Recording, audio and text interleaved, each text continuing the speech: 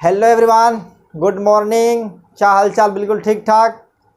तो आज electrostatic potential and capacitance series का लेक्चर नंबर 17 लेकर आ गए हैं और आज हम लोग डिस्कस करने वाले हैं स्फेरिकल कैपेसिटर और सिलेंड्रिकल कैपेसिटर।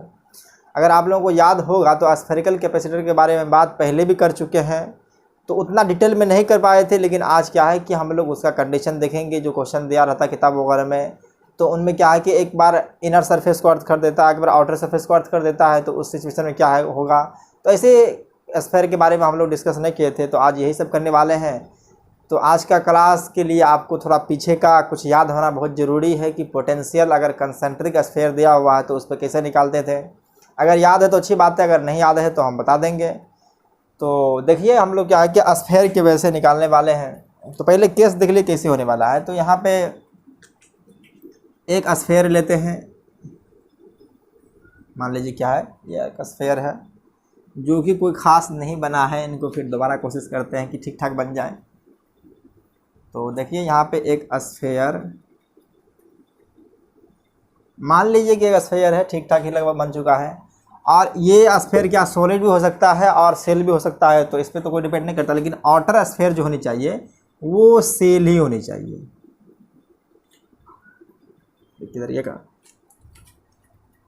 एक मिनट,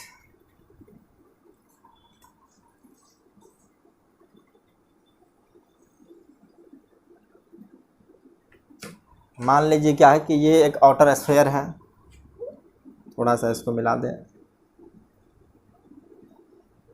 तो देखिए यहाँ पे इसका सेंटर दे देते हैं और इस सेंटर से इसका रेडियस ए मान लेते हैं और इनका रेडियस क्या मान लेते हैं, बड़े वाले का बी मान लेते हैं। तो हम लोग करते हैं क्या कि अगर दो सेल ले लिए, यहाँ पे क्या है कि ये इनर वाला पार्ट सेल भी हो सकता है और सॉलिड भी हो सकता है, तो इन पे चार्ज हम करते हैं प्लस क्यू चार्ज रख देते हैं। प्लस क्यू चार्ज रखेंगे तो क्या ये पूरे यूनिफॉर्मली डिस्ट्रीब्यूट हो जाएगा। तो इस पर यूनिफॉर्मली इसके सरफेस पे दिखा दिए हैं कि चार्ज डिस्ट्रीब्यूट हो चुका है। चार्ज किस पे दिया है, इनर सरफेस पे। तो इसका हेडिंग भी लगा देते हैं। क्या हुआ कि दो कंसेंट्रिक सेल है, उनमें चार्ज इनर स्फेयर को दिए हुए, आउटर स्फेयर को क्या करते हैं हम लोग अर्थिंग कर देते हैं, आउटर को अर्थिंग कर देते हैं। तो अर्थिंग का कंसेप्ट देख करके एक बात तो कन्फर्म हो गया कि इसका पोटेंशियल क्या होगा, 0 वोल्ट होने वाला है। आउटर सेल जो है उनका पोटेंशियल 0 हो जाएगा।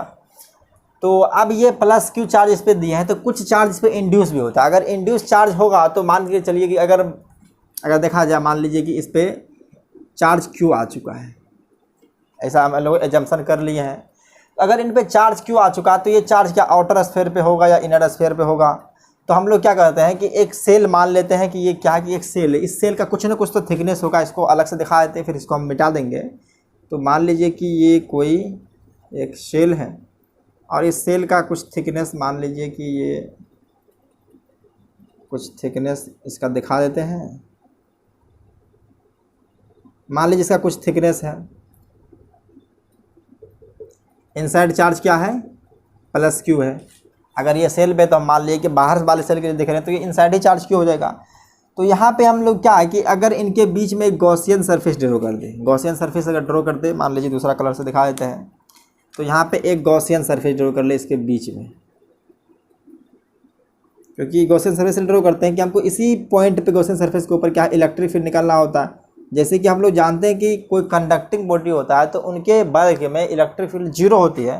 तो गॉस लॉ के अकॉर्डिंग क्या होता है कि गॉस लॉ का अगर याद होगा तो आप लोगों को याद होता है कि ये q inside divide by epsilon not equal to होता है close integration of E dot d A. तो ई डॉट डी ए, तो ई इलेक्ट्रिक फील्ड 0 होती है तो 0 आ जाएगा। क्यू इनसाइड क्या, अगर क्यू माने थे तो क्यू जनरली तौर पर इनर पे ही आएगा, क्योंकि आउटर पे तो हम लोग दे नहीं सकते हैं। तो इनर पे चार्ज जो आने वाला है यहाँ पे देखिए, q plus small q divide by epsilon not equal to 0। तो यहाँ से स्मॉल q का वैल्यू अगर देखिएगा तो ये माइनस क्यू आ चुका है। तो आप देखिए हम लोग चार्ज किस पे दिए थे, सिर्फ इनर पे दिए थे, और कहाँ पे इंड्यूस जो हो गया है इस पे चार्ज माइनस क्यू। तो ये सारी बात को हम मिटा देते हैं क्योंकि इसकी कोई ज़रूरत नहीं है। ये आपको हम समझाने के लिए किए थे कि माइनस क्यू चार्ज किस तरह से आता है। अगर हम सिर्फ इनर स्फेयर के ऊपर में चार्ज देंगे प्लस क्यू, तो अल्टीमेटली क्या हो जाएगा, inner surface of outer sphere. ये क्या है कि ये आउटर स्फेयर है और ये इनर स्फेयर है। तो इनर स्फेयर के आउटर सेल पे देते हैं चार्ज प्लस क्यू, तो अल्टीमेटली ऑटोमेटिक, क्योंकि अगर ये अर्थ किए हुए तो इसमें चार्ज कहाँ से आया है, तो अर्थिंग के थ्रू क्या है, इलेक्ट्रॉन ट्रांसफ़र हुआ होगा, इलेक्ट्रॉन ट्रांसफ़र होकर के माइनस क्यू चार्ज हो गया है, ताकि इनका पोटेंशियल जीरो बना रहे। तो ये बात पहले भी डिस्कस कर चुके हैं और आज भी हम आपको बता देते हैं। तो चलिए हम लोग क्या करते हैं, इसके वजह से हम लोग के ये क्या बन चुका है, कैपेसिटर बन चुका। आप कैपेसिटर में देखते हैं कि इसमें क्या है, इलेक्ट्रिक फील्ड कहाँ प्रेजेंट है और इलेक्ट्रिक फील्ड कहाँ एब्सेंट है। तो ये केस किस तरह का आता है, तो इसको मान लेते हैं कि केस 1। ऐसे ऐसे हम लोग क्या स्फीयर के बारे में 3 केस डिस्कस करेंगे। ये पहला केस ही मान लेते हैं। तो केस 1 में अगर देखा जाए तो क्या है कि जो 2 सेल है तो इसमें charge given to inner sphere, इसको लिख देते हैं charge given to inner sphere and outer sphere is earthed. क्या है कि आउटर स्फीयर को हम लोग अर्थ कर चुके हैं। ये थोड़ा वाहियात टाइप दिख रहा है। तो ये हेडिंग हो गया। आप सेकंड केस जब लेंगे तो वहाँ पे भी देखेंगे इसी टाइप का कुछ हेडिंग आएगा। तो हमको निकालना है इसका कैपेसिटेंस। तो देखिए इसमें क्या है कि अगर मान देख रही है, अगर माइनस चार्ज यहाँ पे तो ये पूरे सेल में क्या हो जाएगा, यूनिफॉर्मली डिस्ट्रीब्यूट हो जाएगा। अगर जब तक कुछ ना कहा जाए तब तक हम लोग क्या है, चार्ज को यूनिफॉर्मली ही कंसिडर करेंगे। तो चार्ज इस पर क्या है, यूनिफॉर्मली तरीक़ा से कंसिडर हो चुका है, मतलब डिस्ट्रीब्यूट हो चुका है।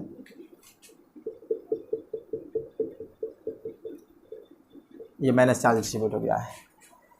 तो ये अगर मान के चलिए सेल है तो इसके इनसाइड भी इलेक्ट्रिक फील्ड तो जीरो है, इलेक्ट्रिक फील्ड इनके अंदर भी जीरो है। अगर आउटसाइड देखा जाए तो देखिए नेट चार्ज जो है सो अगर बाहर वाले सेल के लिए देखा जाए तो वो जीरो है, क्योंकि ये दोनों चार्ज मिलकर के नेट चार्ज जीरो आ रहा। तो बाहर भी क्या है, आउटसाइड भी इलेक्ट्रिक फील्ड जीरो है। तो यहाँ देखा जाए तो inside electric field inside a के अंदर, मतलब ए जो सेल है उसके अंदर भी क्या दिया हुआ है, इलेक्ट्रिक फील्ड जीरो है। और इलेक्ट्रिक फील्ड आउटसाइड बी के बाहर भी देख लेंगे तब भी इलेक्ट्रिक फील्ड जीरो है। अब इलेक्ट्रिक फील्ड प्रेजेंट कहाँ पे है, बिटवीन ए और बी के बीच में। तो इलेक्ट्रिक फील्ड जो यहाँ पे प्रेजेंट है, देखिए ये इलेक्ट्रिक फील्ड इसके बीच में प्रेजेंट है, ये इलेक्ट्रिक फील्ड प्रेजेंट है। ये जब क्या है, ये इलेक्ट्रिक फील्ड का है। अगर पैरेलल प्लेट कैपेसिटर में आप लोगों को याद आ रहा होगा तो कुछ ऐसा ही केस होता था, क्योंकि जनरली हम लोग वहाँ पे क्या 2 प्लेट के बीच में इलेक्ट्रिक फील्ड बॉन्डेड निकालते थे। और यहाँ भी क्या है, इलेक्ट्रिक फील्ड हमारा बॉन्डेड आ चुका है। और यही हम चाहते भी थे कि इलेक्ट्रिक फील्ड बॉन्डेड हो ताकि उसके बीच में चार्ज स्टोर कर सके। सो इलेक्ट्रिक फील्ड का, हाँ ठीक है, पॉजिटिव से ओरिजिनेट होता है और नेगेटिव पे टर्मिनेट होता है। तो ये इलेक्ट्रिक फील्ड का डायरेक्शन बीच में आ गया। इलेक्ट्रिक फील्ड जब भी प्रेजेंट है ये बीच में ही है, इसी बीच में इलेक्ट्रिक फील्ड। और कैसा इलेक्ट्रिक फील्ड है, ये इलेक्ट्रिक फील्ड जो है बाउंडेड है, जो देख रहे होंगे। ये प्लस चार्ज से स्टार्ट होकर नेगेटिव पे, मतलब फर्स्ट स्फीयर इनर स्फीयर के फर्स्ट आउटर सेल से निकला है, मतलब ये इनर स्फीयर के आउटर सेल से ओरिजिनेट हुआ है और आउटर स्फीयर के इनर सेल पे टर्मिनेट हो गया। इलेक्ट्रिक फील्ड बॉन्डेड है। तो हम लोग को कैपेसिटेंस निकालना है। तो कैपेसिटेंस निकालने के लिए हम लोग का फॉर्मूला जो पुराना दिया हुआ है, इस कैपेसिटेंस निकालने के लिए क्या करते हैं, Q divide by delta V। अब ये क्या Q क्या होता था, चार्ज ऑन पॉजिटिव प्लेट। तो Q तो हमको दिया हुआ है कि प्लस Q है, क्योंकि अगर स्फीयर कैपेसिटर जब भी होता था तो 2 प्लेट होते हैं और 2 प्लेट के बीच अपोजिट चार्ज होते हैं, एक पे पॉजिटिव चार्ज और दूसरे पे नेगेटिव चार्ज। तो यहाँ पे पॉजिटिव चार्ज हमको दिया हुआ है तो इसी को ले लेंगे। और नेगेटिव चार्ज क्या कि दोनों में से किसी एक चार्ज को लेते थे, लेकिन पॉजिटिव चार्ज को कंसिडर करते थे। अब हमको पोटेंशियल डिफरेंस निकालना है। अब हमको ये डेल्टा भी जो निकालना है, पोटेंशियल डिफरेंस निकालना है। तो पोटेंशियल डिफरेंस देखिए, एक सरफेस का आपको पता है, क्योंकि अगर आउटर स्फीयर का देखा जाए तो उसका पोटेंशियल जीरो है। तो इनर का हम लोग निकालते हैं, तो इनर का पोटेंशियल निकालते हैं। तो इसको पोटेंशियल जो है सो ए निकाल लेते हैं, VA। तो VA इक्वल टू अगर निकालना है तो देखिए पहले क्या है कि अगर इस चार्ज की वजह से निकालना है तो ये इलेक्ट्रिक फील्ड यहाँ पे पोटेंशियल जो आएगा ये इसके वजह से, तो VA ये ड्यू टू किसकी वजह से आएगा, ड्यू टू प्लस Q की वजह से। अगर देखा जाए तो आप देखिए प्लस कर देते हैं। अब क्या है कि ये माइनस चार्ज की क्यू माइनस क्यू चार्ज की वजह से भी आएगा वी ए, मतलब इस पॉइंट पे पोटेंशियल जो है अगर इस सरफेस के ऊपर पोटेंशियल देखा जाए तो इस चार्ज की वजह से भी होगा। अब ये इनके लिए इनसाइड पॉइंट की तरह बिहेव करेगा, तो V A due to minus q. अगर ये देखा जाए तो ये सरफेस पॉइंट है, क्या है ये सरफेस पे हो गया, तो इसको सरफेस ये को छुड़ाने दिए क्योंकि एक खास पॉइंट पे हम लोग निकाल रहे हैं, हम क्या पूरे स्फीयर के ऊपर निकाल रहे हैं, तो पूरे स्फीयर के ऊपर निकाल रहे हैं। तो देखिए इनकी वजह से क्या चार्ज हो जाएगा, अगर स्फीयर के ये किसी सेल के मतलब इसी के ऊपर चार्ज है और इनके ऊपर है, तो स्फीयर के ऊपर जो है सो उसके स्फीयर के सरफेस के ऊपर जो पोटेंशियल होती थी वो याद होगा, तो ये होता के क्यू बाय आर। तो आर क्या इसका रेडियस ए दिया हुआ है, तो ए हो जाएगा। अब देखिए यहाँ पे माइनस चार्ज क्यू चार्ज है, तो प्लस करेंगे तो चलिए इसको माइनस के क्यू कर देते हैं, ये एक माइनस में था तो ये माइनस आकर के आगे चले आया, तो ये माइनस के आ गया है। अब देखिए कि अगर ये इस चार्ज की वजह से देखिए ये स्फीयर है तो इनके लिए क्या इनसाइड पॉइंट की तरह बिहेव करेगा, तो रेडियस क्या हो जाएगा, इसका रेडियस इनका लेना क्योंकि इनसाइड पॉइंट के लिए कांस्टेंट होता था, तो यहाँ पे बी आ जाएगा। तो के क्यू को कॉमन ले लेते हैं, के को हम लोग क्या लिख सकते हैं 1/4 pi epsilon not q into 1/a divide by 1/b। अगर इसको सॉल्व किया तो दोनों का एलसीएम क्या हो जाएगा ए बी, इधर b माइनस ए आ जाएगा। इसको 1/4 pi epsilon not q into b minus A divide by A B कर सकते हैं। इनको पूरा घेर दीजिए। तो हम लोग चाहिए इस कैपेसिटेंस को निकालते हैं, चूँकि इसलिए C निकालेंगे तो Q तो दिया ही है, डेल्टा भी हम लोग सॉरी एक पहले जो है सो ये तो भी ए हो गया। अगर V भी निकालना है, अगर पोटेंशियल अगर इस पर देखा जाए तो V भी देख लीजिए पहले क्या है कि V भी तो जीरो ही होने वाला है, इसलिए कि ये अर्थेड है, ये अर्थेड है।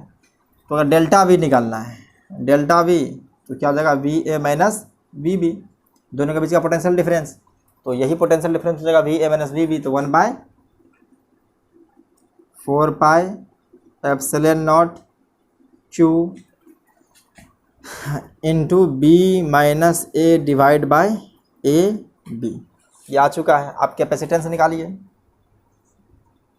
तो कैपेसिटेंस क्या Q divide by delta we, तो Q की जगह पे तो Q ही रहने वाला है, डेल्टा V की जगह क्या जाएगा 1/4 pi epsilon not into Q और ये B minus A divide by A B, तो ये Q की कैंसिल हो जाएगा। अब देखिए ये 4 पाई एप्सिलॉन नॉट और ए बी सबसे नीचे है तो ये ऊपर चले जाएगा, क्या लिख सकते हैं 4 pi epsilon not A B sorry b minus A B तो नीचे ही रह जाएगा, हाँ ए बी ऊपर आ जाएगा, ये ए बी और b माइनस ए नीचे रह जाएगा। तो कैपेसिटेंस आ चुका है, देखिए इसी को लिख देते हैं अच्छी तरह से 4 pi epsilon not A B divide by b minus A.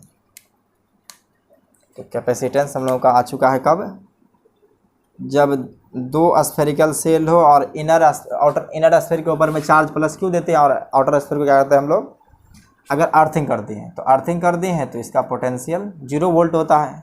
तो एक का हम लोग पोटेंशियल निकाल लिए, सेकेंड का तो 0 हो जाएगा, दोनों का पोटेंशियल डिफरेंस भी जो फर्स्ट का आएगा वही हो जाएगा। तो यहाँ से कैपेसिटेंस निकल चुका है 4 pi epsilon not A B divide by B minus A. अगर आर के टर्म में दिया रहेगा तो यहाँ पे R1 R2 इंटू अगर बाहर वाले का R2 दिया हुआ इनसाइड का R1 दिया हुआ है तो R2 माइनस R1 हो जाएगा, तो B क्या हो जाएगा R2 की जगह ले लेगा। जो भी दिया रहा है आप लोग को समझ में आ रहा है कि ये B जो दिया हुआ बड़े स्फेयर का रेडियस है और ए क्या है इनर स्फेयर का रेडियस है। तो अगर देखिएगा तो कैपेसिटेंस किस पे डिपेंड कर रहा है, तो देखिए इसके साइज पे भी डिपेंड कर रहा है, ए बी का वैल्यू चेंज कीजिएगा कैपेसिटेंस चेंज हो जाएगा। और ये क्या मीडियम पे डिपेंड कर रहा है, ये एप्सिलॉन नॉट जो है क्या है कि ये मीडियम की प्रॉपर्टी, अगर एयर के अंदर है तो एप्सिलॉन नॉट, अगर किसी और मीडियम में ले जाएंगे तो वहाँ पे epsilon not into epsilon R आ जाएगा। अगर वाटर में ले जाएंगे तो कुछ और हो जाएगा, अगर किसी केरोसिन तेल में ले जाएंगे या किसी और मीडियम में ले जाएंगे तो ये क्या कैपेसिटेंस बदलते रहेगा। कैपेसिटेंस मेनली डिपेंड करता है शेप एंड साइज पे, तो यहाँ तो हम लोग शेप फिक्स कर दें कि स्फेयर है और साइज देखिए बढ़ रहा है। अगर ए बी को चेंज करते जाएंगे तो साइज क्या होगा, बढ़ता जाएगा। तो कैपेसिटर क्या डिपेंड कर रहा है कि साइज पे डिपेंड कर रहा है और मीडियम पे भी डिपेंड कर रहा है। तो इसको नोट डाउन कीजिए, आगे हम लोग डिस्कस करते हैं सेकंड केस को। इसको लिख लीजिए।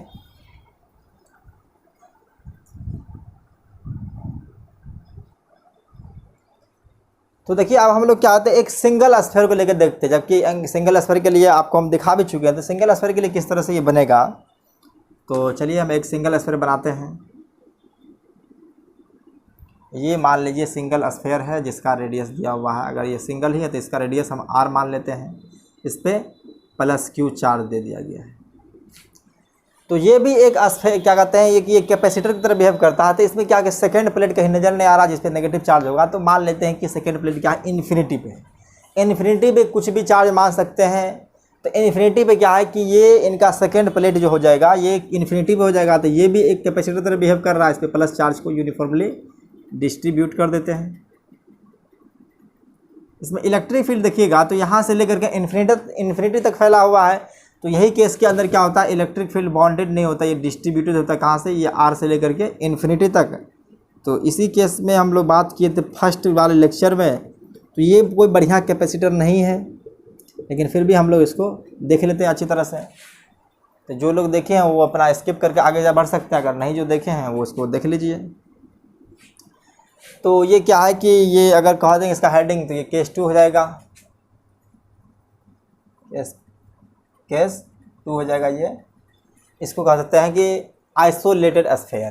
क्या ये आइसोलेटेड स्फीयर। इसमें सेकेंड प्लेट कहाँ पे आ जाएगा, सेकेंड प्लेट एट इन्फिनिटी। इसमें सेकेंड प्लेट जो होती है वो इन्फिनिटी पे है। तो देखिए इनके ऊपर कैपेसिटेंस निकालने के लिए हम लोग क्या करेंगे, तो बस वही कैपेसिटेंस का फॉर्मूला जो हम लोग जानते हैं कैपेसिटेंस निकालने के लिए, C = Q / ΔV। ये फार्मूला अप्लाई करेंगे और कैपेसिटेंस निकाल लेंगे। हम लोग जानते हैं कैपेसिटेंस ना तो चार्ज पे डिपेंड करता है ना तो पोटेंशियल पे डिपेंड करता है। तो अगर हम इसका चार्ज देखेंगे तो चार्ज तो +q दिया हुआ ही है, क्योंकि हमको सिर्फ पॉजिटिव प्लेट का चार्ज कंसिडर करना है। नेगेटिव कहाँ पे है, इन्फिनिटी के ऊपर है।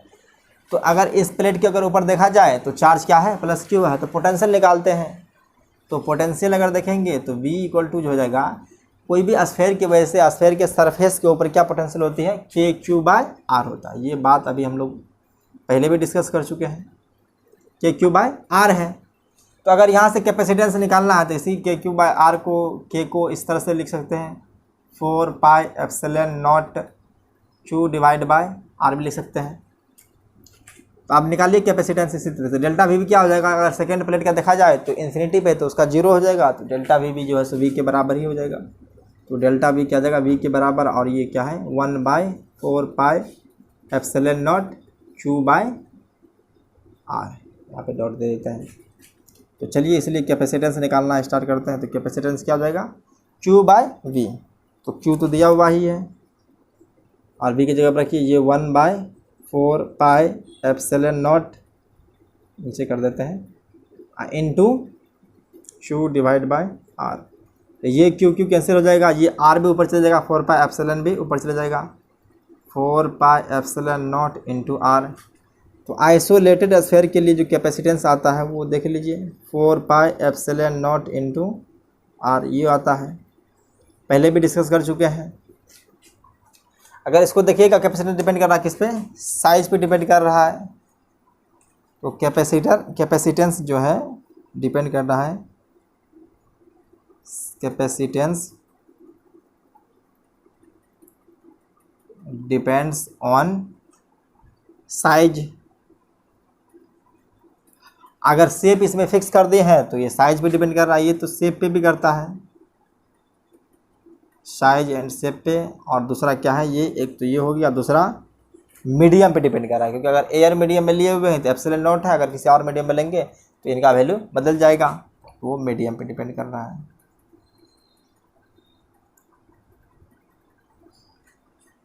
तो ये तो बहुत छोटा सा केस था, इसको डिस्कस कर लिए हैं। लेकिन अब हम लोग क्या करने वाले हैं, इसके बाद थर्ड केस देखेंगे जिसमें आउटर स्फीयर को सॉरी इनर स्फीयर को अर्थ करेंगे, आउटर स्फीयर के ऊपर में चार्ज दे देंगे, तब देखेंगे कैसा कंडीशन बनता है। तो इसको पहले लिखिए आप लोग, उसके बाद थर्ड केस को हम लोग डिस्कस करते हैं।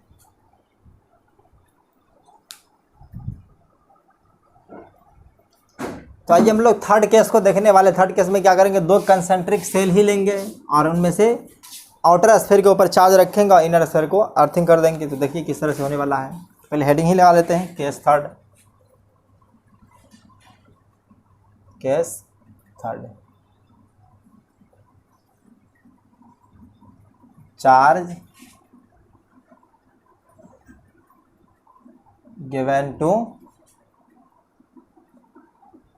outer sphere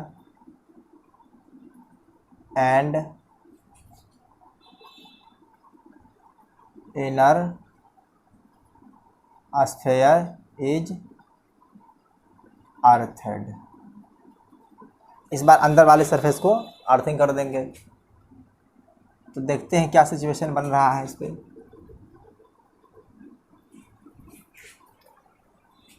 तो देखिए एक स्फीयर ये हो चुका है और एक ले लेते हैं बाहर से।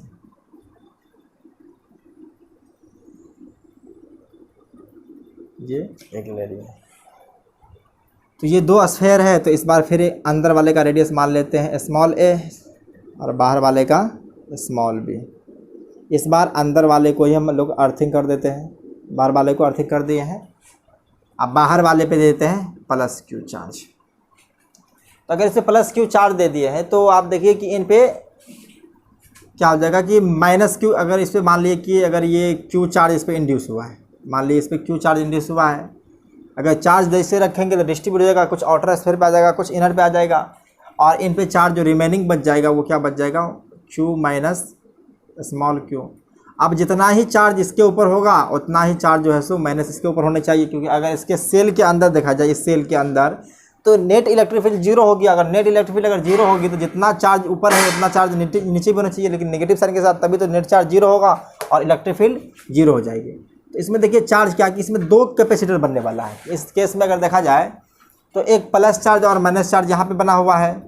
तो अगर मान लीजिए अगर माइनस ले लेंगे तो यहाँ पे भी प्लस हो सकता है, कुछ भी हो सकता है, क्योंकि अर्थिंग से कनेक्टेड है तो चार्ज कुछ भी इंड्यूस हो सकता है, ताकि इसका पोटेंशियल, एक बात तो इंश्योर है कि इनका पोटेंशियल जो होने वाला है वो 0 वोल्ट रहेगा। क्या है कि ये इनर स्फीयर का जो पोटेंशियल इस बार होने वाला है वो 0 रहेगा।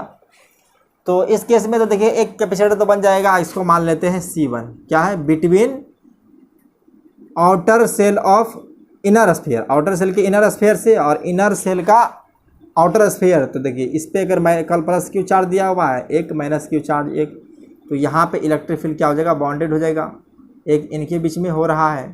तो एक तो पता चल गया कि यहाँ पे इस बीच में हो रहा है। अगर सेकेंड स्फीयर देखा जाए तो सेकेंड स्फीयर को अगर अभी जो आइसोलेटेड कंडीशन हम लोग डिस्कस किए हैं, तो एक देखिए ये सेल ले लेगा, एक सेल कहाँ इन्फिनिटिव हो जाएगा।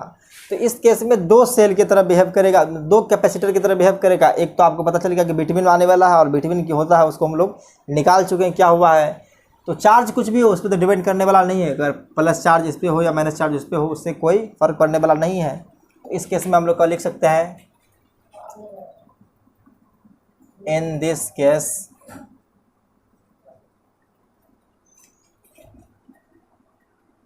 Sphere behaves as two capacitor. किस तरह बिहेव करेगा, दो कैपेसिटर की तरह। कैपेसिटर, पहले कैपेसिटर जो है उसको मान लेते हैं, अगर C1 है तो C1 को मान ली है क्या है, बिटवीन, आ जाएगा between outer sphere of inner shell, outer sphere of inner shell, या इनर स्फीयर लिख देते हैं, inner sphere and inner surface of outer sphere, inner surface of outer sphere.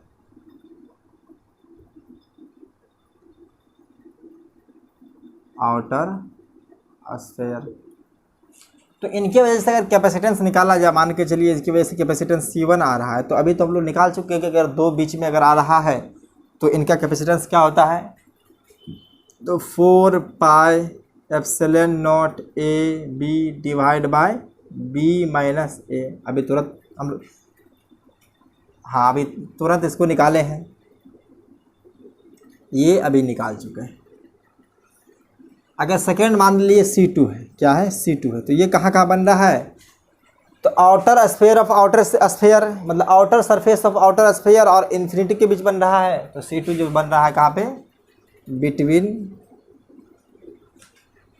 Outer surface of outer sphere and infinity. तो ये बन गया, यही तो आइसोलेटेड स्फीयर होता था, इसी को क्या करते हैं, आइसोलेटेड स्फीयर भी कह सकते हैं। तो ये है आइसोलेटेड स्फीयर वाला केस आ जाएगा ये। इनकी वजह से हम लोग निकाल चुके हैं। तो इस बार क्या है कि इनका कैपेसिटेंस देखते हैं C2, तो क्या हो जाएगा ये 4 पाई एप्सिलॉन नॉट। रेडियस किसका लेना है, तो बाहर वाले का, क्योंकि जिस सेल की वजह से निकाल नहीं जा रही, जिस स्फीयर की वजह से, तो उनका हो जाएगा 4 पाई एप्सिलॉन नॉट बी हो जाएगा। आप देखते हैं कि ये क्या कि सीरीज कॉम्बिनेशन में है या पैरेलल कॉम्बिनेशन में है। तो देखिए अगर इस सेल का पोटेंशियल मान लेते हैं V, क्या है V है, तो इनर वाले का क्या है, जीरो पोटेंशियल, इनर वाले का जीरो पोटेंशियल है। अगर इन्फिनिटी पे देखा जाए तब भी क्या है, जीरो पोटेंशियल आ रहा है। तो बात तो वही हो गया कि अगर एक एंड का पोटेंशियल अगर V है और दूसरे एंड का पोटेंशियल क्या है, जीरो है, तो इसी तरह से जो है सो देखिए ये अंदर वाला है, तो ये इसका भी पोटेंशियल जीरो एक तरफ है। और ये सेल अगर मान के चलिए इसमें देखा गया है, तो ये सेल का पोटेंशियल V मान लिए हैं, तो इन्फिनिटी पे जो कैपेसिटर प्रेजेंट है उनका भी पोटेंशियल क्या है, जीरो है। तो ये दोनों कैपेसिटर पैरेलल कॉम्बिनेशन की तरह बिहेव करेगा। और पैरेलल कॉम्बिनेशन में हम लोग जानते हैं कैपेसिटर का कैपेसिटेंस निकालने के लिए क्या करते हैं, C इक्विवेलेंट निकालने के लिए C1 + C2 कर देते हैं। सो C = क्या आ जाएगा, C1 + C2। तो आप देखिए C यहाँ से निकाल रहे हैं, तो C निकालते हैं तो क्या आ जाएगा, ये 4 pi epsilon not A B divide by B minus A plus 4 pi epsilon not B. तो इनका काम तो नहीं है, बस आपको हम समझा दिए कि ये दोनों कैपेसिटर किस तरह बिहेव कर रहा है। ये पैरेलल कॉम्बिनेशन की तरह बिहेव कर रहा है। ये क्या है, पैरेलल कॉम्बिनेशन तरह था, पैरेलल कॉम्बिनेशन। तो आप देखिए इसका थोड़ा सा मैथमेटिक कैलकुलेशन करना है कि दोनों का एलसीएम अगर इसका नहीं कुछ है तो इसको 1 मान लेते हैं, यहीं पे हम लोग कर देते हैं।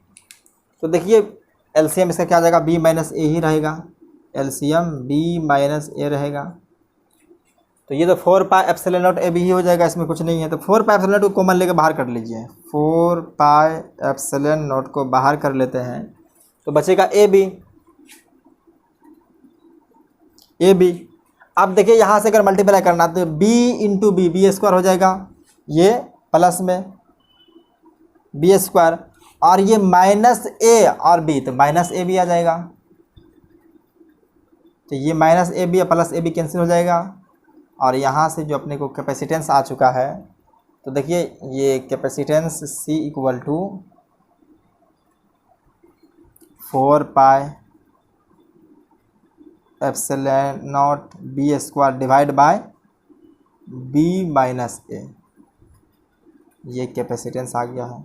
देखिए जब इनर सरफेस को अर्थेट करते हैं तो उसका कैपेसिटेंस भी कम आता है, क्योंकि वो सिंगल कैपेसिटर की तरह बिहेव कर रहा था। इसका देखिए ज़्यादा रहा, क्योंकि इसमें ऊपर लिखते थे AB, क्योंकि अगर एक के लिए देखा जाए, अगर इनर स्फीयर के लिए तो AB होता था, A का वैल्यू तो अल्टीमेटली छोटा है B से, तो यहाँ पे B × B है, तो B² है डिवाइड बाय B - A। तो कैपेसिटेंस क्या कि जब आउटर सरफेस के ऊपर चार्ज रखेंगे, इनर सरफेस को अर्थिंग कर देंगे, तो उस समय कैपेसिटेंस क्या होगा, ज़्यादा हो जाएगा विद रिस्पेक्ट टू कब, जब आउटर को अर्थिंग करेंगे और इनर पे चार्ज रखेंगे। तो ये आपको कैसे दिख गया होगा, तो इसको लिख लीजिए। हम लोग सिलेंड्रिकल कैपेसिटेंस भी देख लेते हैं। तो इसको लिख लीजिए।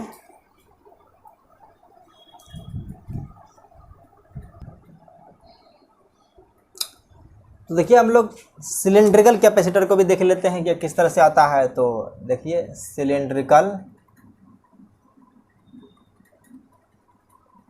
कैपेसिटर, इसमें जनरली हम लोग इनफाइनाइट लेंथ होता तभी निकालते हैं। अगर इनफाइनाइट लेंथ होता तभी उसको निकाल पाएंगे, अदरवाइज ये बड़ी कॉम्प्लिकेटेड हो जाएगा। तो देखिए इनफाइनाइट लेंथ होने की वजह से ये क्या होगा, तो देखिए cylindrical capacitor of infinite length है। तो जनरली अगर मान कर चलिए जब भी देखते हैं हम कैपेसिटर तो 2 प्लेट चाहिए हमको। तो यहाँ पे हम लोग एक मान लेते हैं कि एक कैपेसिटर एक सिलेंडर ये इस तरह से ब्लू ब्लैक से दिखाए थे। ये क्या है, एक ये है, मान लिए एक ये है जिसका क्या कि लेंथ जो है वो इनफाइनाइट है, ऊपर भी जाएगा, देख लीजिए ये ऊपर भी जाएगा इनफाइनाइट हो जाएगा और नीचे भी इनफाइनाइट हो जाएगा। तो अब देखते हैं कि इसी से वो लेकर के हम एक सेकेंड बना रहे हैं, सेकेंड सिलेंडर बना रहे हैं, एक सेकेंड सिलेंडर बना दिए हैं। इनके बीच में कहीं ना कहीं क्या होगा, इसका एक्सिस होगा और एक्सिस से देखा जाए तो इसका रेडियस मान लेते हैं क्या है स्मॉल a और ये बाहर वाले का स्मॉल b मान लेते हैं। तो इनके ऊपर अगर देखा जाए तो ये भी इस तरह से हो जाएगा।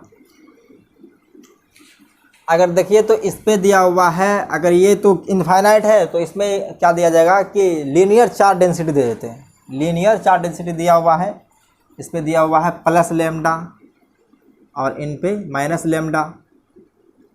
अब ये प्लस लेमडा माइनस लेमडा क्या है आप लोगों को पता है, ये क्या होता है चार्ज पर यूनिट लेंथ। लेमडा होता है चार्ज डिवाइड बाय लेंथ, ये दिया हुआ है। तो हमको इन्फॉर्मेशन क्या दिया हुआ है कि अगर इस पे देखेंगे तो चार्ज पॉजिटिवली इस तरह यूनिफॉर्म हो जाएगा। क्या है कि ये चार्ज इस तरह से इस पे प्लस जाएगा और इस पे ये प्लस चार्ज दिखा देते हैं और इन पे माइनस चार्ज आ जाएगा। देखिए ये माइनस चार्ज आ चुका है। तो इलेक्ट्रिक फील्ड तो फिर यही बीच में आने वाला। देखिए अगर इनसाइड भी इलेक्ट्रिक फील्ड देखा जाए, electric field inside a, electric field देखते हैं inside a, electric field inside a तब भी जीरो है। इलेक्ट्रिक फील्ड इनसाइड है क्योंकि चार्ज तो बाहर है तो इनसाइड इलेक्ट्रिक फील्ड जीरो होगा। अगर बाहर देखें बी के बाहर देखें, अगर ये बी है तो इसका रेडियस बी है, बी के बाहर भी इलेक्ट्रिक फील्ड क्या हो जाएगा जीरो हो जाएगा। इलेक्ट्रिक फील्ड आउटसाइड बी भी जीरो है। इलेक्ट्रिक फील्ड कहाँ है, बीच में ही कहीं ना कहीं बाउंडेड है। इलेक्ट्रिक फील्ड बीच में बाउंडेड है, इस बीच में इलेक्ट्रिक फील्ड प्रेजेंट है।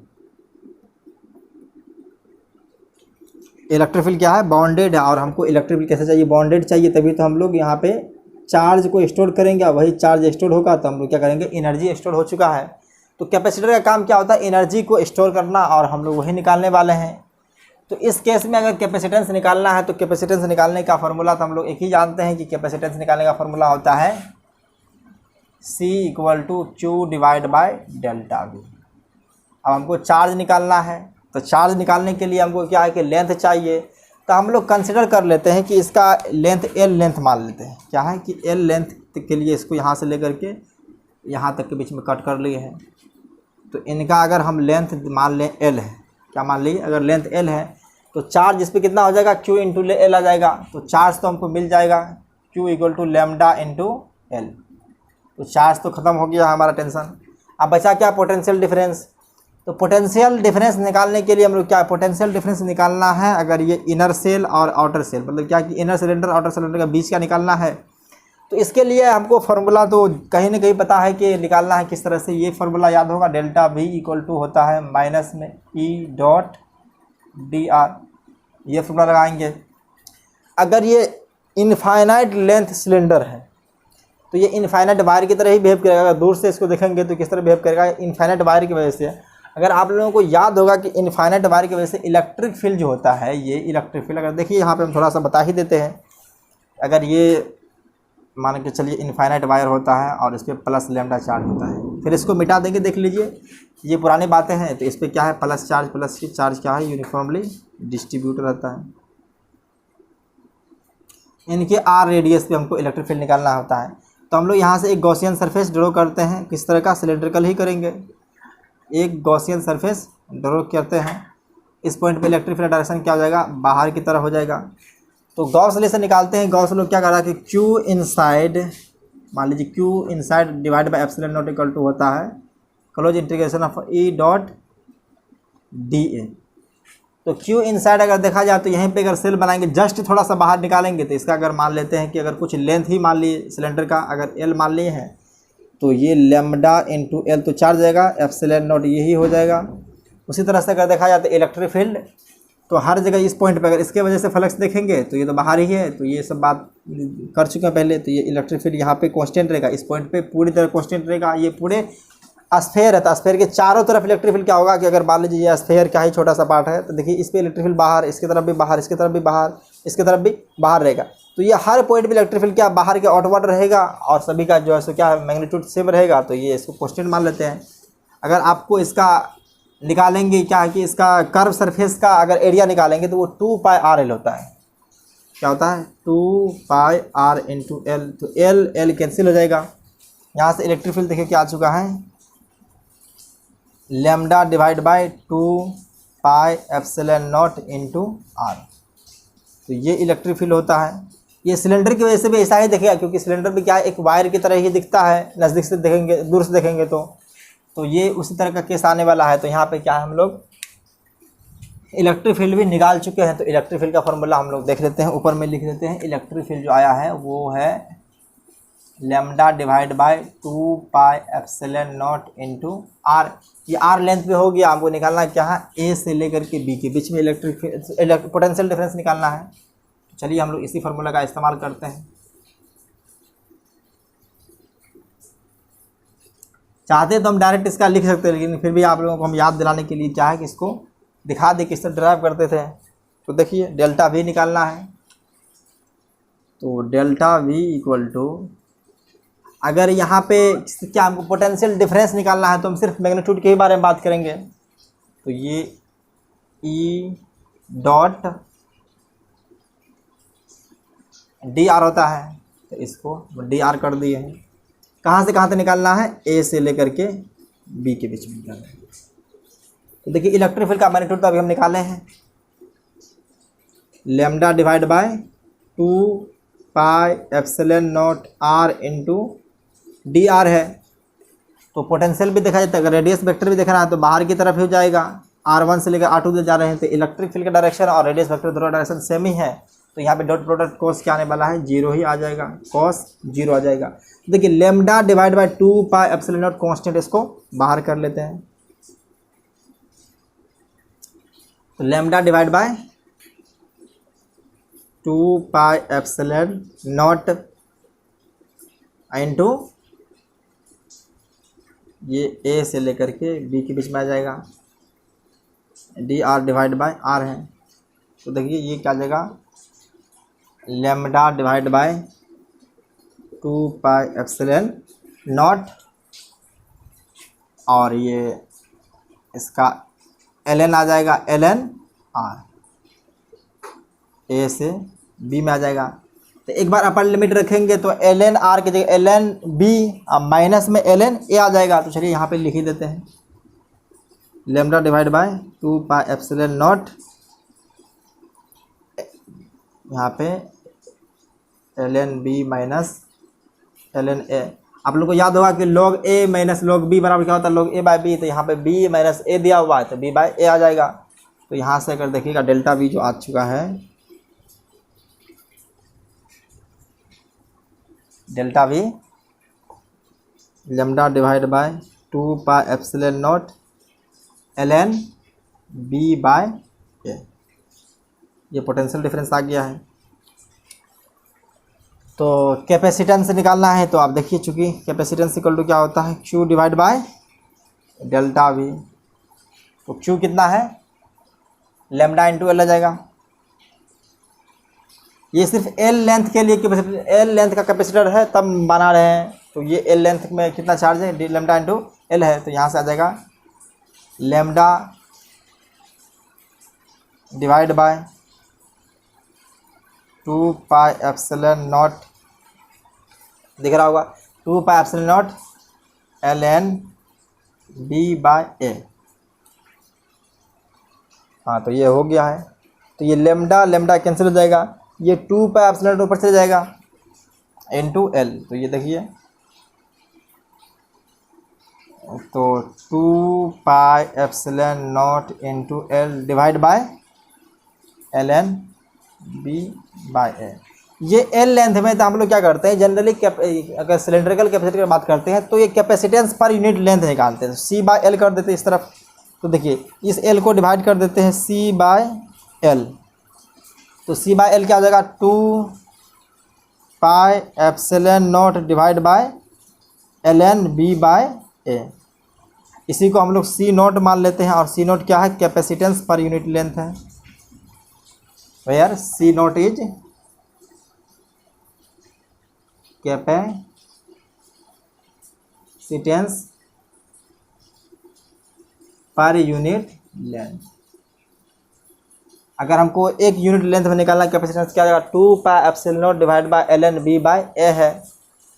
तो देख लीजिए, इसको पहले हम लोग एल लेंथ लेकर कंसिडर कर लिया। अगर कैपेसिटर का किसी का अगर सिलेंडर का कैपेसिटर उसका लीनियर चार्ज डेंसिटी दिया रहे लेमडा है, अगर लेंथ भी दिया रहेगा तो हम लोग क्या है कि यहाँ से इसको निकाल सकते हैं, सी इक्वल टू क्या 2 pi epsilon naught l divide by l n b by a. तो लॉग में इसको कन्वर्ट करने के लिए आप लोग को याद होगा कि जो एल एन एक्स होता है उसको 2.303 लॉग एक्स लिख सकते हैं।